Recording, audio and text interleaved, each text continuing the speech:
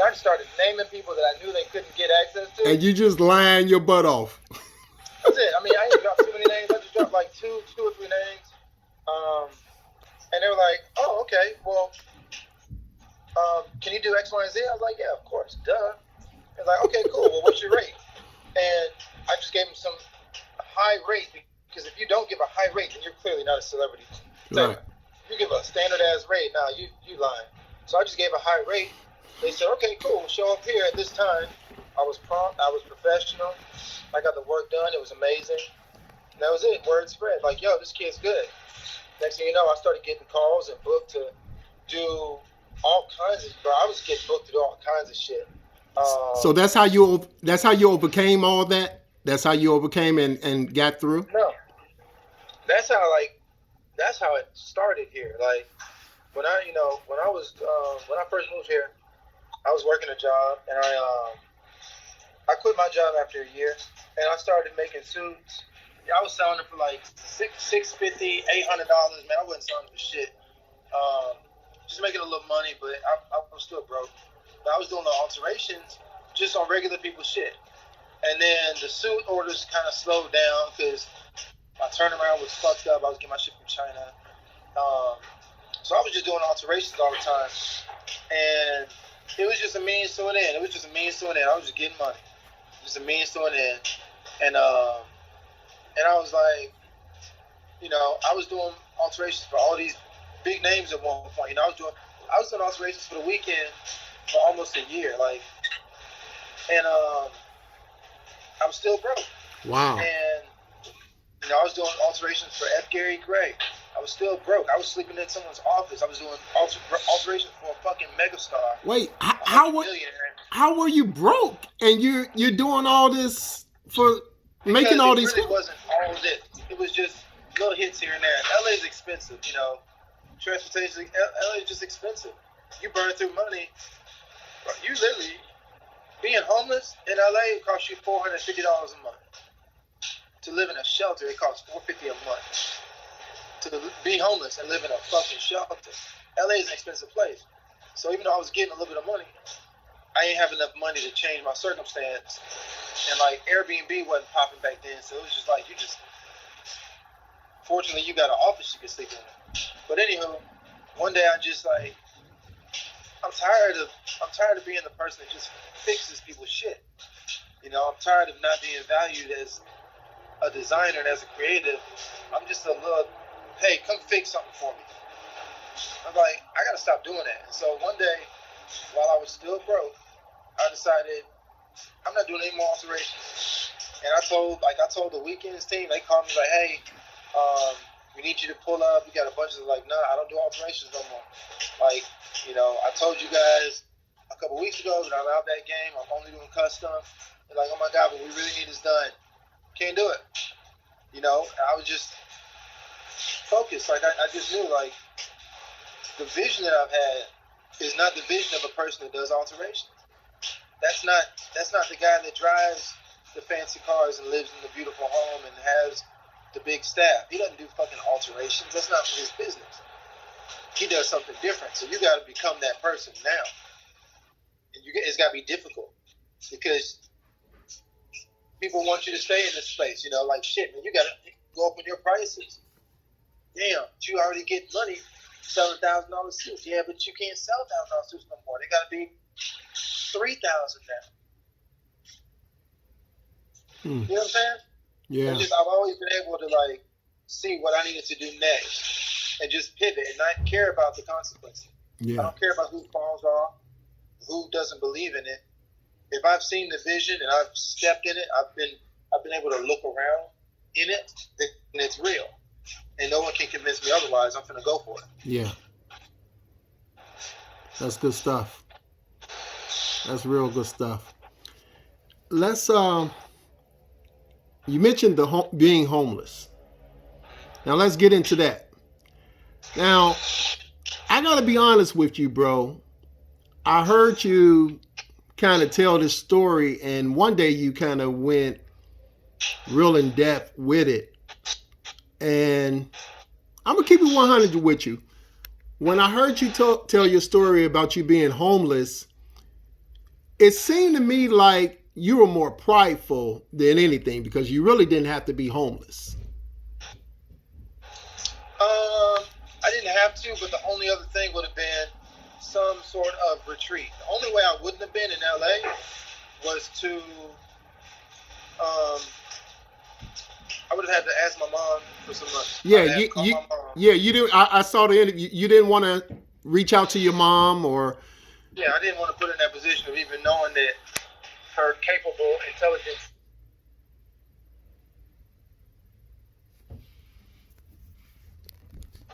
Yeah, that her capable, intelligent son didn't have enough money to fucking take care of himself. I didn't want to put her in that position of work. And I didn't have nobody the people that I thought I could reach out to who had tons of money, they all flaked on me. Yeah. The people I thought I could reach out to sleep on their couch, they all said no. Like, everyone's, you know, and after a certain point, I was like, I've asked 10 people and I've got 10 no's. I'm done. Like, apparently, you're gonna have to go through it. You know what I'm saying? You're just gonna have to go through it. And then I just ended up there. But you know, in all truth, it was the best thing that ever happened to me. Yeah. I heard you were saying that you had just was with some chick you were, you know, I guess dating or whatever. You were just at her house the other week or something like that, to stay at her house. Yeah, and the chick wouldn't even let me sleep on her couch. Like, I just smashed you a week and a half ago. What the fuck are you talking about? She wouldn't let you stay. She still to this day. She on my shit to this day. Hey. So now she blowing you up, but she wouldn't let you even sleep on her couch. I see the middle finger you sticking up. Straight up. That's what I got for you, baby. So wait, she still hits you up in your inbox and stuff like that, trying to get on, and asking questions like, you know, did you change your number? I've tried to reach you a bunch of times and it just says red. The nerve of some people, man. The nerve of some people. That's weird. I don't know how that happened.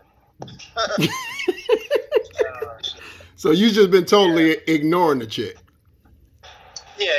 She and she's the only one. It's multiple people, and they have no place with me. Like, yeah, that's great. I appreciate you saying, man, you really came up. You goddamn right. And guess what? You can watch. You can watch the show. Right. But you will not get front row tickets. Exactly. You don't get front row seats. Exactly. Keep them in the back seat. They absolutely. Yeah. Now that you're on, God is blessing you. Now everybody want to come out the woodworks that wouldn't even help you when you needed help, and you needed a couch to stay on. As a couch, man. Something as simple as a couch, or maybe even like, damn, man, look, I ain't got a couch, bro, but look, let me put you up in an Airbnb for a couple of days, man, you know? Right. Like, I had a young dude hit me up when I was just, like, I was 1, 2, 3, maybe 4 months out of being in the shelter, right? So, I'm just 4 months out the motherfucker. Yeah. I moved into this apartment, and I meet this young kid, he's a photographer, and he tells me that he's homeless. He's just been sleeping in his little car. Yeah. You know? And I'm like, damn, word? He's like, yeah. And I was like, it's fucked up. Yeah. So, you know, I fronted bro like 300, and again,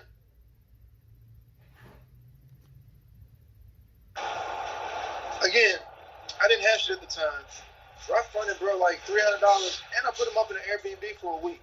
Just like, look, I'm gonna put you up because I know the stress of not knowing where you're gonna sleep at, right? And also not knowing how you're gonna eat. Right. So, you know, we haven't done any work yet, but I'm confident we will. Here's this, and let me put you up. You know, just cool.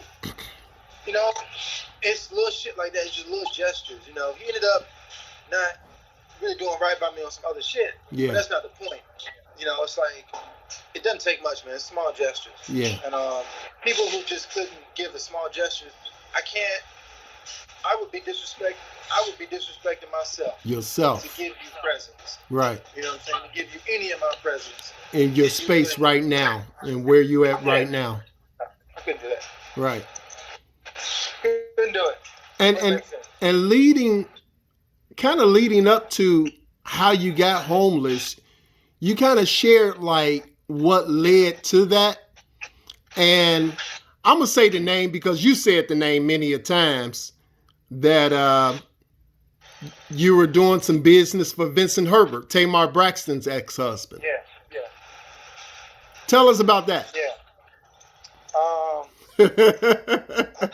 I see And the again, smile on your yeah, face. I know this is best going to thing be that ever happened, entertaining.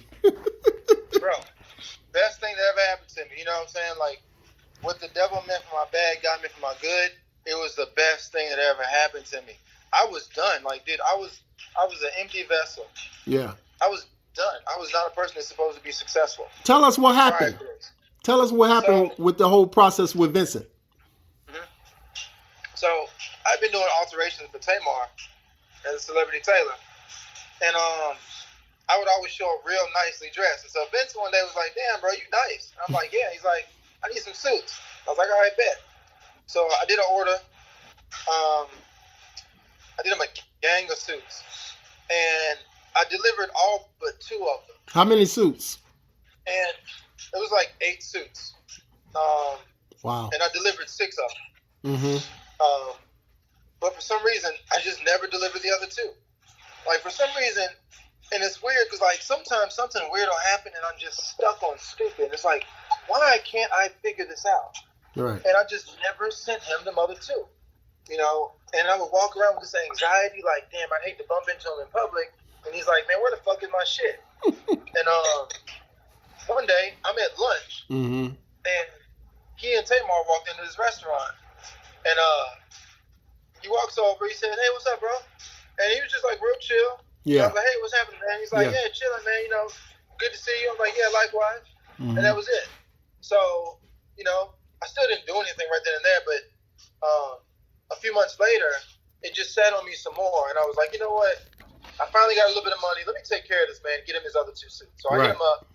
I said, hey, man, it's really been on me for a while. I need to take care of these other 2 suits. He's like, all right, cool. Come out to the house. So I came out to this house. I took care of them 2 suits. He's like, beautiful, bro. I love these, man. I lost all this weight. Bro, these are perfect. Right on time. Thank you so much, bro. I'm like, sure, man. He's like, look, so I need some more suits. I was like, okay, shit, how many more you need? I need like 6 of them. I'm like, word. He's like, yeah, man, I got to do Wendy Williams or some shit in a week. Mm-hmm. He's like, I need them in a week. I'm like, shit, 6 of them in a week. He's like, bro, please, like, dude, bro, I got big plans for us, bro. Like, we gonna do some big boy shit. Like this fly shit you did for me, I gotta have this. I was like, all right, shit, say less. All right, let me get them 6 going, and I'll just send you an invoice and we can take care of it. He's like, well, look, just bring me the invoice once you're done with it, and I'll just take care of it all at once. Right. Like, okay, cool. So, you know, at the time I had a little bit of money. I just moved out of this apartment. So I had like $8,000 on me. I was, you know, like staying in a hotel. I was bullshitting, tricking my money off. Mm-hmm. And so I fronted almost all of that money to make these 6 suits because I'm knowing I'm gonna charge him $2,500 a suit. Right. Because I know he got it. And you thinking he's gonna pay you back? Yeah, and that's 15 racks. That's 15,000. So I'm gonna spend this 8 real quick. I'm gonna get 15. That's a cool little situation. So I spent all my money up, and then I went to go deliver them to him, and he was like, "Cool, I'm gonna have my accountants cut you a check." Wow. And I was like, "Oh shit! You think maybe you can like, you know, let's do a credit card?" Right. Give me my money now. That's 15 grand. Like, nah, I don't handle that, man. Like, especially for amounts like that. But my accountant will take care of you. You know, I have a hit you up tomorrow. I'm like, all right, cool. So, you know, nothing happened. And after a week, the little reserves I had were gone from me, like just living in like, you know, little hotels and shit. Yeah. And then I was like, oh shit, I'm out of money, and bro still owes me 15 racks. Wow. I have no more money, and I got one person that owes me 15 racks. I got to get this money from bro. And I spent a month chasing that man for money he was never going to pay me. And I looked up, and I was like, I didn't have shit. I had $4. Wow. As a grown-ass man, $4. And that's when it hit me. Like, and at that point, I'm in the shelter. I ain't got shit. And I'm letting bro know, like, bro, I'm in a bad spot, man. I'm in a real bad spot. And he still wouldn't pay. You telling the man you in a shelter, you got $4 to your name, you spent $8,000 to make his suits because you know you're thinking he's gonna give you your $15,000. And so you telling him all that. And the nigga still wouldn't give you your bag? No, still didn't. Like, yeah, I'll make sure that they send it out to you tomorrow. Never got it. It was all game. Yeah, it was all game. Wow. And so one day, you know, at the height of my anger, about a month in at this point, a month and a half, I had been there. And I got disappointed by so many people, man. A buddy of mine said he was going to help me out. He was a rich dude. Yeah. He said he could take care of an Airbnb for me for a couple of weeks. I was like, cool, bet. Then he flaked on me and then had the audacity to call me and wish me a Merry Christmas while I'm in the motherfucking shelter. And I cussed this motherfucker out so bad. Wait, bro. Wait. The nigga wouldn't help you out. He know you in a shelter and he gonna call you and wish you a Merry Christmas. I cussed that nigga out so bad, bro. But so I was real angry up until the beginning of I know you were 2018 because I just felt let down by so many people. Yeah. And I felt like a victim. I felt like a loser. That's heartbreaking. And so, but that was my lowest point. You know, my child wasn't with me, and it seemed like I was never gonna be able to get her back because my money was fucked. Yeah. So it was just like it was the lowest that I could get. You know, and that's when I finally heard God. It was like, you've been making this man your God this whole time. Wow. Relying on him to get you out of your circumstance when I am God. And you relying on this motherfucker. Wow. God wanted you to rely on him and not Vincent Herbert. Wow. Hey, Morgan, I'm going to be back.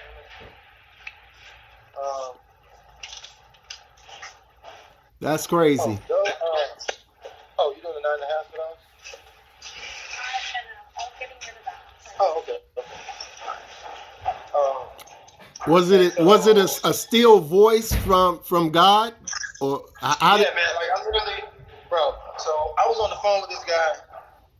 I was leaving him a voicemail, and I was going the fuck off. Like, you need to stop fucking playing with me, get my motherfucking money. You know, that type of shit. And so as soon as I hung up, I heard someone laughing behind me, like right behind me. And I turned around like, what the fuck? And there was no one there. Like, there was no one there. Wow. I heard laughing as loud as if my brother was next to me laughing. Wow. Like a laughing like a little motherfucker trying to swing at a big motherfucker. The way you would laugh at. Right. Like, what are you doing? Look at you. Goofy. You're so mad. And you gonna make them give you the money, ain't you? Laughed at me. I heard God laugh at me. And that's when God scolded me. And God was like, you made this man your God. How dare you? How dare you? You know what I'm saying? And then he was just like, you want to keep doing this? You want to try something different? And I was like, man, I'm done with this shit. He's like, cool. I need you to open your mouth and say that you don't want his money. You don't want that $15,000. Because it will represent that man is your God. He's who got you out of this. I'm going to get you out of this shit. So you don't want his money, do you? I was like, nope. I never called that man one more time. I never called him again. And I was out of the shelter within 2 weeks. And that was 2 years ago. 2 years and a few months. Wow.